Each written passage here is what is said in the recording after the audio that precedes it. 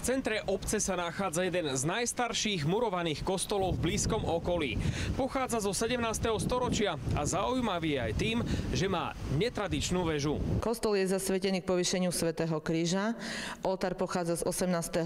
storočia, bol obnovený v roku 1963. Máme nádherný orgán.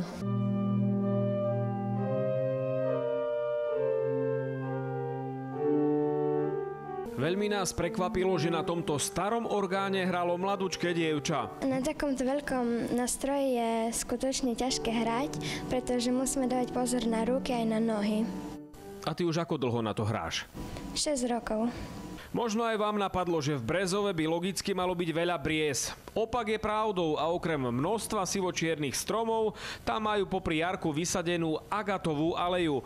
No briesky sme tam predsa len našli. Sme zasadili 2 nové briesky, lebo v dedine veľa tých briezok nemáme, tak sme aspoň tak symbolicky chceli tu zasadiť pred kaplnku briesky. Pri potulkách po dedine sme si v mnohých dvoroch všimli pekne upravené záhradky.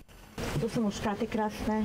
Ďalej, olándre sa pestujú teraz, krásne kvitnú. Keďže sa v dedinke darí mnohým rastlinám, dozvedeli sme sa, že tam žije aj bylinkár, ktorý niektoré bylinky pestuje priamo na dvore. Toto je meta biela. Toto je najlahodnejšia taká, toto je na upokojenie, na nervový systém, keď máte narušený nervový systém. Tieto bylinky sa nedajú voľne nazbierať v prírode, to je za prvé.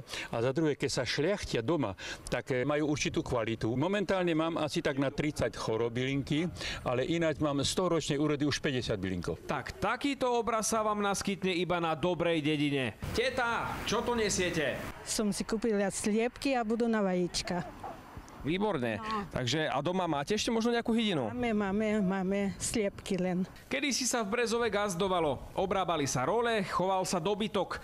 My sme našli gazdu, ktorý tam chová jediného koníka v celej dedine. Nuž, hádajte prečo. Koníček.